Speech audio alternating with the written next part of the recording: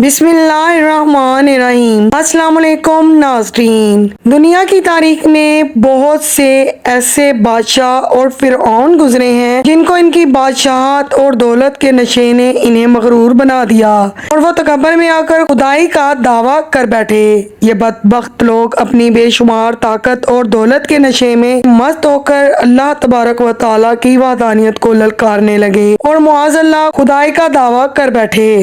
اس کے باوجود اللہ تبارک و تعالیٰ نے ان کی طرف بے شمار انبیاء کرام کو مبعوث فرمایا اور ان کو ہدایت کی طرف بلایا، لیکن یہ بدبخت لوگ اپنی سرکشی اور انا پر اڑے رہے اور اللہ تبارک و تعالیٰ کی وحدانیت کا انکار بھی کرتے رہے۔ پھر جب یہ لوگ قابل ہدایت نہ رہے تو اللہ تبارک و تعالیٰ نے ان بدبخت لوگوں کو نشان عبرت بنا دیا اور ان لوگوں کو تباہ و برباد کر دیا اور ان بدبخت لوگوں کے نشان کو صفائے ہستی سے مٹا دیا۔ اللہ نے ان جھوٹے خدائی کے دعوے داروں کو ایسی عبرتناک موت دی کہ آج بھی لوگ ان سے عبرت حاصل کرتے ہیں۔ ناظرین، خدائی کا دعویٰ کرنے والے بدبختوں میں سے ایک بدبخت شداد بھی تھا جس نے اللہ تبارک و تعالیٰ کی وحدانیت کو للکارا اور وہ سرکش اور نافرمان ہو گیا۔ ناظرین، شداد کون تھا اور کس طرح اس نے اللہ تبارک و تعالیٰ کی نافرمانی کی اور خدائی کا دعویٰ کر کے کس طرح اس نے دنیا میں اپنی جنت بنائی، اس کی بنائی جانے والی جنت کتنے سالوں میں تیار ہوئی اور پھر اللہ تبارک و تعالیٰ نے اس بدبخت کو کس طرح عبرت کا نشان بنایا اور اس بدبخت کا انجام کیا ہوا،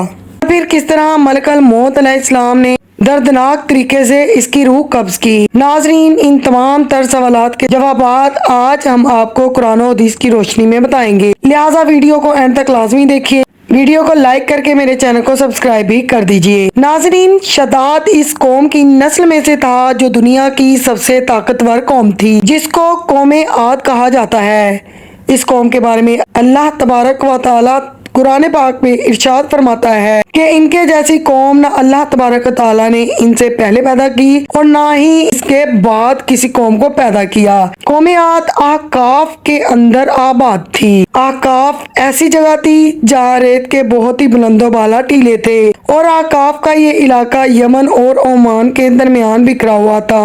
اس علاقے کے اندر قوم عاد 8,500 سال پہلے آباد تھی۔ اس قوم پر اللہ تبارک و تعالیٰ کا خاص کرم یہ تھا کہ اللہ تبارک و تعالیٰ نے اس قوم کو دنیا کی سب سے زیادہ طاقتور قوم بنایا تھا۔ اس کے ساتھ ساتھ اللہ تبارک و تعالیٰ نے اس قوم کو سرسبز و شاداب، پاک اور وافر مقدار میں کھیت عطا فرمائے تھے۔ اس قوم کے پاس بے شمار جانور تھے اور پینے کے لیے میٹھا پانی تھا۔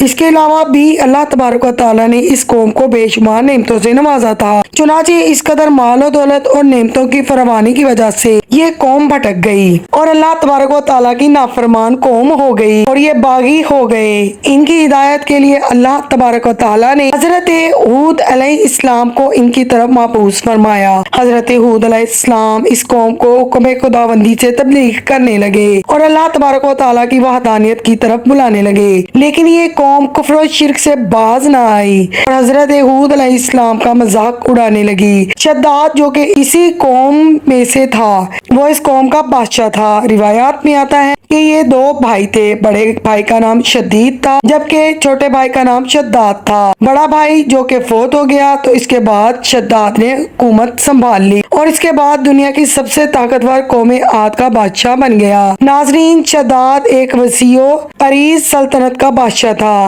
اس کی بادشاہت یمن سے لے کر عراق تک اور بعض روایات کے مطابق ایران تک پھیلی ہوئی تھی۔ شداد نے اپنی بادشاہت اور طاقت کے بلبوتے پر بڑے بڑے بادشاہوں کو زیر کیا تھا، چنانچہ اس بدبخت کو حضرت ہود علیہ السلام نے سمجھانے کی بہت کوشش کی، لیکن اس کا دل بھی بند تھا۔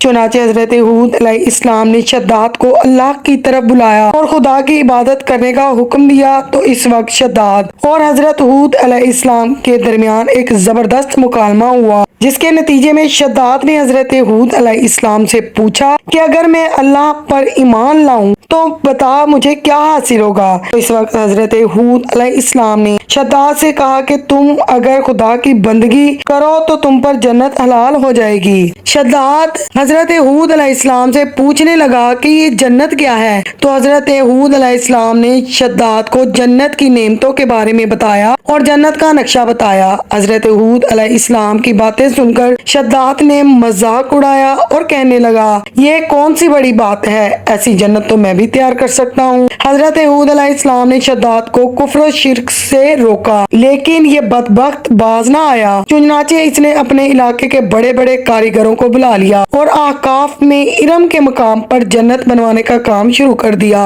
چنانچہ شداد کی تیار ہونے والی اس جنت میں سونے اور چاندی کی اینٹیں لگائی گئیں اور جواہرات بھی لٹکائے گئے۔ اس بدبخت شداد نے اپنی بنائی جانے والی جنت میں دودھ، شہد اور پانی کی نہریں بھی رواں کر دی اور دنیا جہان کے خوبصورت پھولوں کے پودے اور درخت بھی لگوا دیے اور طرح طرح کے جواہرات مزین کر دیے۔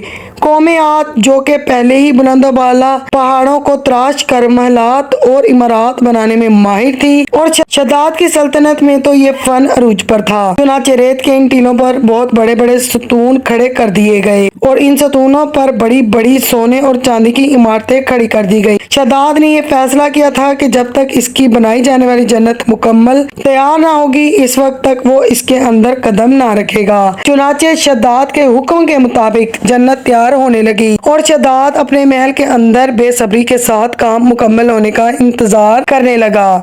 شداد کی اس جنت کو تیار ہونے میں 12 سال لگے۔ 12 سال کے اندر یہ جنت تیار ہو گئی اور اس کو طرح طرح کے ہیرے اور جواہرات سے مزین کر دیا گیا اور طرح طرح کی خوبصورتی سے جنت کو مزین کر دیا۔ تو اس وقت شداد کو اس کی جنت تیار ہونے کا پیغام پہنچا دیا گیا۔ چنانچہ شداد جنت کے تیار ہونے کا پیغام سنتے ہی بہت خوش ہوا کیونکہ وہ تو پہلے ہی بڑی بے صبری سے انتظار کر رہا تھا۔ شداد اپنی فوج کے ہمراہ جنت کو دیکھنے کے لیے نکل کھڑا ہوا۔ چنانچہ شداد ابھی اپنی جنت کے دروازے پر پہنچا ہی تھا کہ اس نے اپنے سامنے ایک شخص کو کھڑا پایا۔ شداد اس کو دیکھتے ہی پہچان گیا اور اپنے حواریوں سے کہنے لگا کہ یہ شخص مجھے جنت میں داخل نہیں ہونے دے گا۔ تو اس وقت شداد کے حواریوں نے شداد سے پوچھا کہ یہ شخص کون ہے اور آپ کو جنت میں داخل ہونے سے کیوں روکے گا؟ تو شداد بولا کہ یہ ملک الموت علیہ السلام ہے جو کہ میری روح قبض کرنے کے لیے آئے ہیں اور یہ مجھے جنت میں داخل بھی نہیں ہونے دیں گے۔ اس وقت شداد بدبخت حضرت ملک الموت علیہ السلام سے کہنے لگا کہ مجھے صرف اتنی مہلت دے دو کہ میں جنت میں قدم رکھ سکوں، لیکن اللہ تبارک و تعالیٰ کی طرف سے مقررہ فرشتے نے جواب دیا کہ مجھے اللہ تبارک و تعالیٰ کی طرف سے حکم ہے کہ میں تمہیں تمہاری جنت کے اندر قدم نہ رکھنے دوں۔ شداد ملک الموت علیہ السلام کے سامنے بہت رویا، گڑ گڑایا، لیکن ملک الموت علیہ السلام نے اللہ تبارک و تعالیٰ کے حکم کی تکمیل کرتے ہوئے شداد کی روح قبض کر لی اور اس کو ایک قدم بھی جنت کے اندر نہ رکھنے دیا۔ چنانچہ شداد کی موت کے بعد حضرت جبرائیل علیہ السلام نے ایک زوردار چیخ ماری اور شداد کی بنائی ہوئی ساری جنت زمین کے اندر دھنس گئی اور غائب ہو گئی۔ شداد کی اس عبرتناک موت کے بعد حضرت ہود علیہ السلام نے قوم عاد کو بارہا سمجھایا لیکن قوم عاد باز نہ آئی۔ حالانکہ شداد کا یہ انجام قوم عاد کے لیے کافی تھا لیکن وہ باز نہ آئے۔ پھر حضرت ہود علیہ السلام نے قوم عاد کو شداد کا انجام بتا کر راہ راست پر لانے کی بہت کوشش کی لیکن قوم عاد پھر بھی باز نہ آئے اور اللہ تبارک و تعالیٰ کی نافرمانیاں کرتے رہے، یہاں تک کہ حضرت ہود علیہ السلام مایوس ہو گئے۔ اس وقت جب قوم عاد قابل ہدایت نہ رہی تو اللہ تبارک و تعالیٰ نے حضرت ہود علیہ السلام کو حکم دیا کہ وہ اپنے ساتھیوں کو لے کر اس علاقے سے چلے جائیں۔ اللہ تعالیٰ کا حکم پاتے ہی حضرت ہود علیہ السلام نے ایک بار پھر قوم عاد کو ہدایت کی طرف بلایا مگر وہ باز نہ آئے تو حضرت ہود علیہ السلام اپنے ساتھیوں کو لے کر وہاں سے چلے گئے۔ پھر اللہ تبارک و تعالیٰ نے قوم عاد پر حضرت ہود علیہ السلام کے جانے کے بعد خوفناک آندھیاں مقرر کر دیں۔ اللہ تبارک و تعالیٰ کی طرف سے آنے والی آندھیاں اور طوفان 7 راتیں اور 8 دن تک چلتی رہیں، یہاں تک کہ وہ قوم اپنے بلند ستونوں، سونے اور چاندی کی عمارتوں سمیت زمین کے اندر دھنسا کر غرق کر دیے گئے اور اللہ تبارک و تعالیٰ نے اس قوم کے اوپر اس قدر دردناک اور خوفناک عذاب نازل فرمایا کہ اس قوم کا نام و نشان ہی صفحہ ہستی سے مٹا دیا گیا۔